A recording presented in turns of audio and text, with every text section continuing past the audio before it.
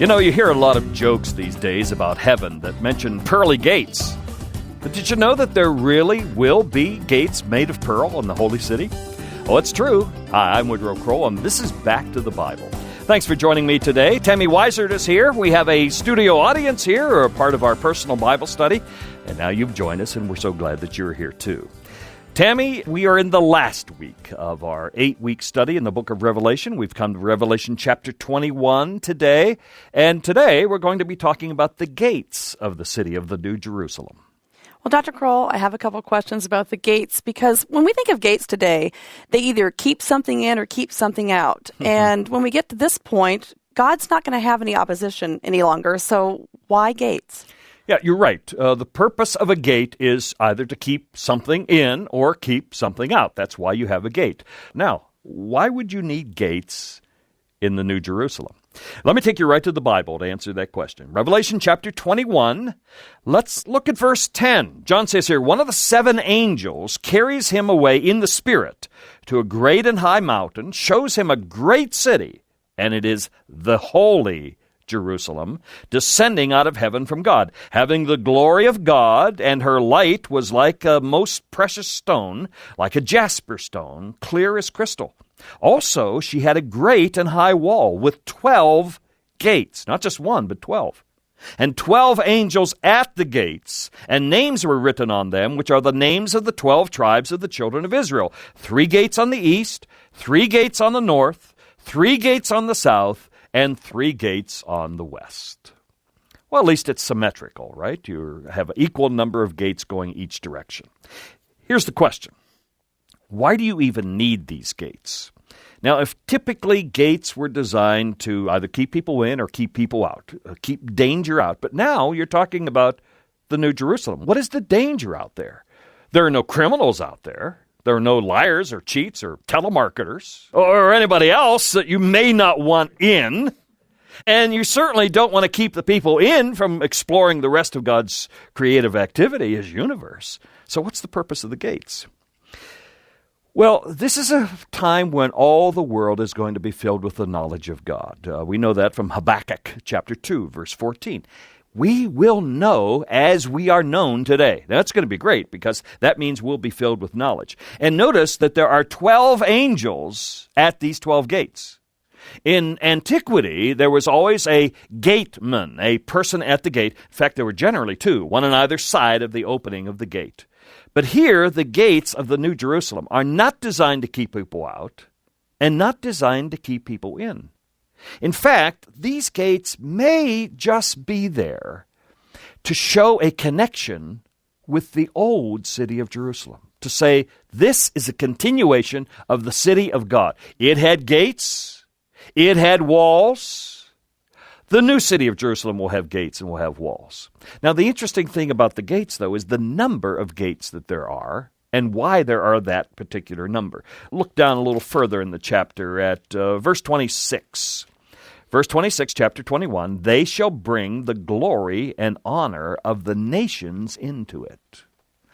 Now, I think the gates are there to show the nations that come to the New Jerusalem that they are in fact coming to the city of God. Gates give ingress and egress. They give you a way in and a way out. But remember, in antiquity, gates were also a place for interaction. Before we had computers, we had gates. Before there was email, there were gates. So you would meet at the gate of the city. Where you got your information was the gate of the city. Now, it's all different today. We have email. We have so many other things. One time, Linda and I were on a cruise ship, and something happened on the ship, and we had to stop in the middle of the water. And we were all trying to get the story of what happened. And nobody was giving us any information. So I said, Linda, go in the ladies' room. That's where you'll get all the scoop on what's happening. Well, here it's the gates. You get all the scoop on what's happening at the city gates. So maybe the gates are there just to give us a place to hang out, apart from our home, where we can interact with one another. I mean, after all, we'll have all the knowledge we need because we'll have all the knowledge there is. And as a result, then, these gates, citizens from outside the New Jerusalem, will come regularly and travel through these gates into the New Jerusalem. Let me read another verse to you. This is chapter 21, verse 24. Listen to this. And the nations of those who are saved shall walk in its light, and the kings of the earth bring their glory and honor into it. Now that means, I think, that there are kingdoms on the earth, there are people groups on the earth, that are going to want to go to the city of Jerusalem and visit it. And isn't it interesting? The gates face 4 different directions. Now that's important when you have a city 1,500 miles at its base. Suppose you lived south of the city and you wanted to go through the northern gate. It's a long trek. Now, maybe not in heaven, but, it's still going to be a long trek. So what happens to these gates in the New Jerusalem? These gates admit those who are outside the city to come into the city and admit us who are inside the city to go out. So you might spend weekends in San Francisco and weekdays in the New Jerusalem. Or maybe Maui on the weekends, or a distant planet, Pluto, or some other place. But the gates of the city of Jerusalem are there to show us they are not closed. They are always open. You can always come to the throne of God any day, any time, any place you want. So, city gates are open. They're the great equalizer, You may have a mansion, and others may not have quite as large a mansion, because remember, there are varying degrees of reward in heaven, like there are varying degrees of punishment in the lake of fire. We studied that last week. But this is the great equalizer. Doesn't matter who you are, big or small, you go through the same gates. And one of the things gates do for us is they equalize us in God's kingdom. Now, I know there are many commentators who talk about the gates. Did you notice the gates were made of pearl? I mean, that's interesting because I don't know if we're talking about real pearl here. I don't see why we shouldn't be. But pearl is not a strong material. So either these are overlaid with pearl, or if they're pearl themselves, they are pretty thick gates. At any rate, the pearl of these gates, I think, symbolize perhaps the suffering and the pain that Jesus went through to be the door for us. And remember, gates give access. Jesus said, I am the door. If you want to come in, you have to go through the door. You can't climb over the wall. You can't burrow under the wall. You have to go through the door. The gates are the door. And if the pearl describes for us the suffering and the pain that Jesus went through to give us access to heaven, then I can understand why pearl would be a good substance for the gates. Remember, pearls are made through suffering. You get that little piece of stone in that oyster? That oyster tries everything it can do to get that. It's like climbing into bed when there's sand in your bed. I know that because I have 2 grandsons slept in my bed last week. And I came home from a trip, jumped in bed, and it was like sleeping on the beach. And I said, Linda, were there boys in our bed? Well, there were. You and I don't want to sleep on something gritty like that. And an oyster tries to get it out, and that's what a pearl becomes. It's the secretion that enables an oyster to deal with the sand. Jesus was spat upon. He was ridiculed. He was mocked. He was beaten. His back was torn up. Eventually, they made him carry a portion of his cross, at least, to Calvary, and there they put nails through his hands and through his feet, and then they pierced his side with a sword. And maybe the greatest pain he went through wasn't even physical. It was knowing that all the guilt of all the sin of all the people of all time was focused and right on him at that moment in history. You and I can't even conceive what that means. And the pearl is a wonderful example of that kind of pain. So if Jesus is the door to heaven, he's the access to God, and the Bible always depicts him as the access to God, then the gates, these pearly gates we've talked about, are a wonderful example of what it took for you to have the opportunity to go to heaven.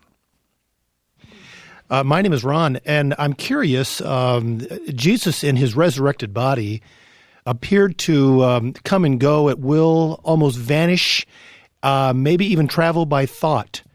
Is it possible that in our resurrected body, we might be able to travel by thought and therefore avoid that long trek around the large city? I think you're right, Ron. Jesus' ability in his resurrected body was not inhibited by walls, by doors, by space. And remember that when we get to heaven, the trip to the distant end of the universe is a trip of not millions of years, but instantaneous trip. Dr. Kroll, as you stated, the Bible always refers to heaven as being up. Because of the shape of the earth, I've always pictured heaven as just kind of encompassing the earth, because God's omnipresent. Do you think it'll be similar or totally different with the new heaven and the new earth? It could be similar or totally different. I don't know. But you're right. Today we conceive of heaven as up. And up is always up regardless of where you are. You know, it's up for those of you hearing us in Australia. It's up for those of you hearing us in Alaska. In that day, though, remember that we are not bound by distance, by time, or by any kind of restriction. So the connector between heaven and earth, we are bound on earth. Earth is a ball that I think is always going to be a spherical ball. But heaven includes all of the creative activity of God beyond the earth. So we talk about heaven and earth as if we're the same size, you know. Well, what we've learned by the Hubble telescope, once we fixed its eyeglasses, what we've learned is we are not the same size. There is a whole lot to deep space we never knew was out there. Now, that means then that when I think about heaven and think about God, I'm not going to think about up only or around earth only. I will probably in those days, and so will all of us, be a bit humbled by how small the earth is in comparison to all of God's creation. And the great thing is, I have access to all of it. I mean, it's all part of God's heaven. And because it's a part of God's heaven, it's a part of my home. And because it's a part of my home, I want to see it all. Dr. Kroll, as I was reading chapter 21 earlier, when I got to verse 21, it just seemed odd to me the way it was worded. We're back to the pearly gates here, and it's saying that the gates were 12 pearls. Each individual gate was of one pearl. It seemed that they pointed that out, whereas when we were talking about other gems, they just said this gem, that gem. Is there any significance to that one pearl for each gate? It may, you know, what we're talking about is a monolithic gate. A monolithic means there's one piece to it. If you have a column that is made up of several segments, that's not monolithic. Monolithic means one stone in Greek. If you have a monolithic gate of one pearl, then given the size of this city and given the size of these gates and the size of this wall, we are talking about one gigantic pearl here. And again, this may be symbolic. That I don't know. But if it is a single pearl, I think it shows the singularity of the entranceway that comes to heaven. In other words, you don't take a bunch of pearls and put them together and a bunch of stones and make a collage and say, you can get to heaven through Islam, you can get to heaven through Buddhism, you can get to heaven through Shintoism. In fact, you can get to heaven and be nothing. No, there's a gate, but it's one pearl because there's only one way to heaven. I know that sounds very exclusivistic, but it's what Jesus said. You know, you want to go to God's heaven, you have to go in God's way. And Jesus said, I am the way. Nobody else, just me. And it may be that the one pearl is designed symbolically to teach us there is one way through that door. Well, I'll be back in just a minute. We want to talk about why there are 12 gates. I mean, wouldn't one or two on each side be enough? Why 3 gates on each side of the New Jerusalem? We'll be back in just a minute to talk about that.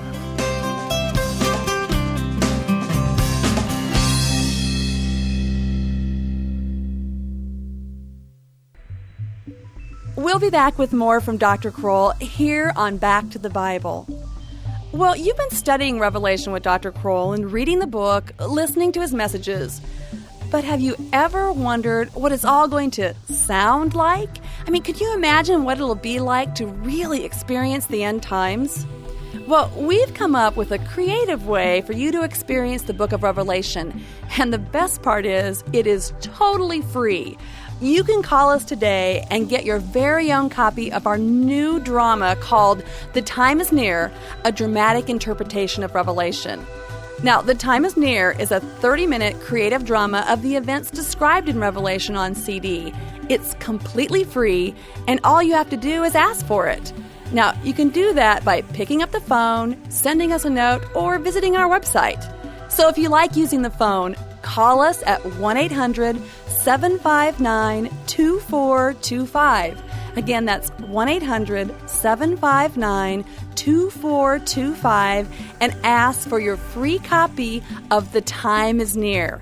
Or if you prefer to write, our address is Back to the Bible, Box 82808, Lincoln, Nebraska 68501. That's Back to the Bible, Box 82808, Lincoln, Nebraska 68501. Now, if you're one of those internet people, you can log on to backtothebible.org. Now, let's go back to Wood. Now, when you think about the gates that are the entranceway to the New Jerusalem, you notice that there are 12 of them. Verse 12 of chapter 21 of Revelation tells us that. She had a great and high wall with 12 gates, 12 angels at the gates, and the names written on them were the 12 tribes of the children of Israel. I don't know if you've noticed this or not, but the number 12 is very significant in the book of Revelation. So is the number 7. We talked about that last week in our study. But think about the 12s here. For example, in verse 12, it talks about 12 gates. In verse 12, it talks about 12 angels. And in verse 12, it talks about the 12 tribes of Jacob. By the way, if you go back to chapter 7, to the seal judgments, it also says that the 144,000 are 12,000 out of each tribe of Jacob. So there again, even back there, the number 12 is significant. Look at verse 14. The wall of the city had 12 foundations. All right, what are these 12 foundations? Well, the names on them are the 12 apostles of the Lamb. And when you get to verse 21 that Tammy just referenced, you're talking about 12 pearls, 1 pearl per gate. Oh, by the way, if that isn't enough, there are 12 kinds of fruit in chapter 22, verse 2. Look there at chapter 21 at verse 16. He says, "And the city is laid out as a square, the length of it and the breadth of it the same. He measured the city with a reed, 12,000 furlongs." Now, remember, a furlong is a linear measurement. It's about 202 yards, something like that, 185 meters. 12,000 furlongs, but 12,000 furlongs, the next verse we learn, he measured the wall, it's 144 cubits. 144 is 12 times 12.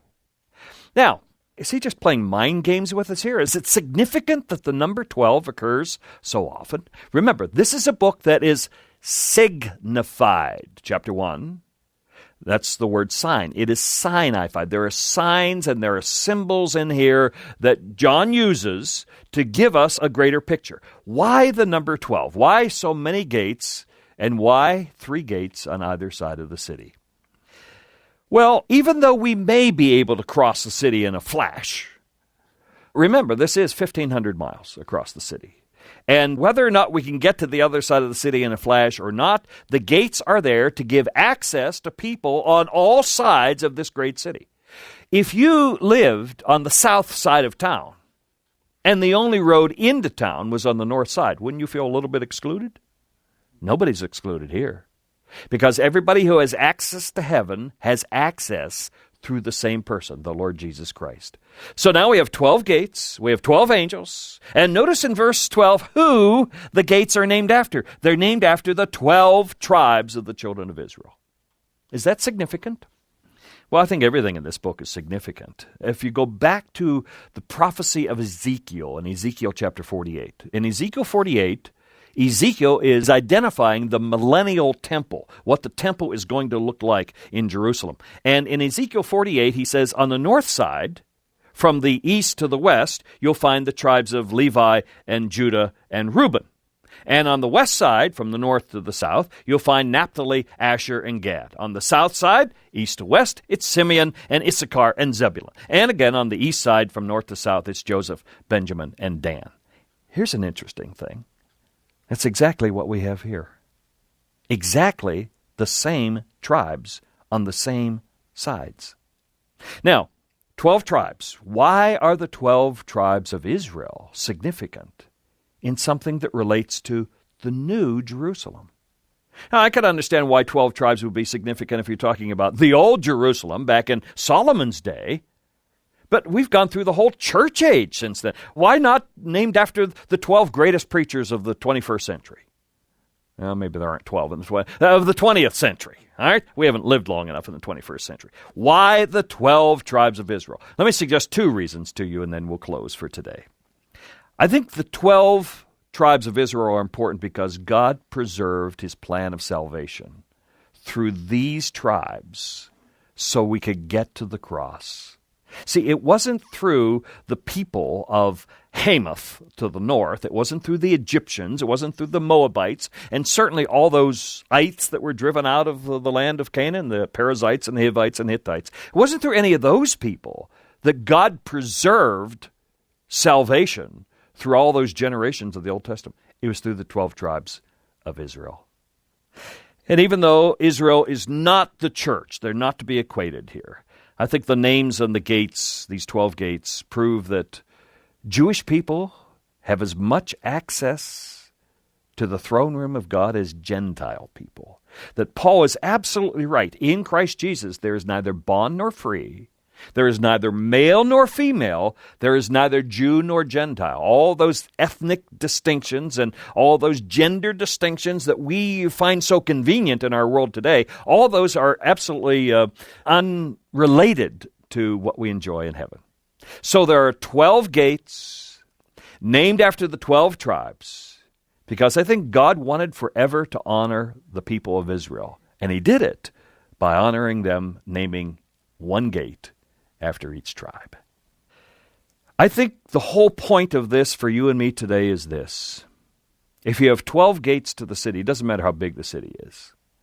That means heaven gives us uninterrupted access to God physically all the time. You will never have a time when you can't walk in the presence of God throughout all eternity. Now listen, praying to God is great now. But it's nothing like sitting down and having a chat with him. And that's what heaven's going to be like. I'll be back in just a minute. We'll conclude.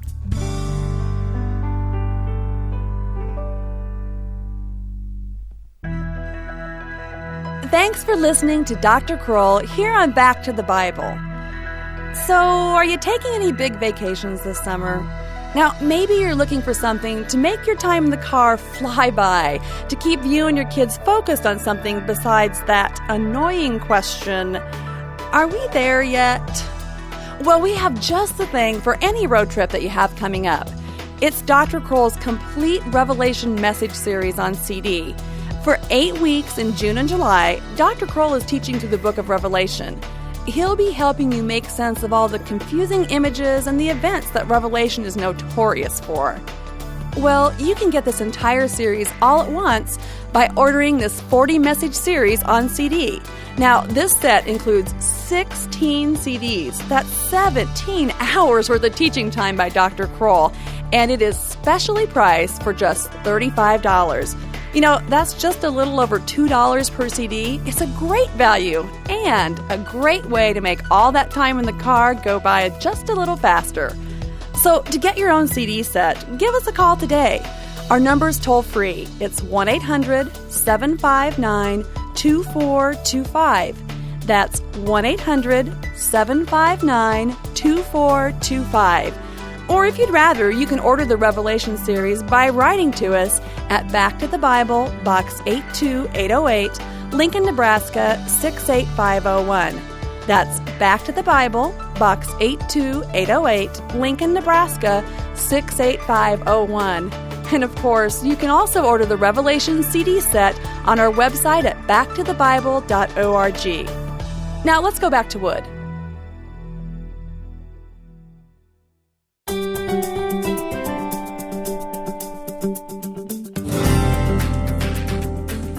Well, the New Jerusalem is fascinating, isn't it? But there are so many features about this New Jerusalem we haven't even talked about yet. Tomorrow, we're going to come back to the subject of the New Jerusalem, Revelation chapter 21, and see some things about this city that make it the most fantastic city in all of history. The New Jerusalem, the city of God. That's tomorrow here on Back to the Bible. Thanks for being here today. God bless you. I'm Woodrow Kroll. Have a good and godly day.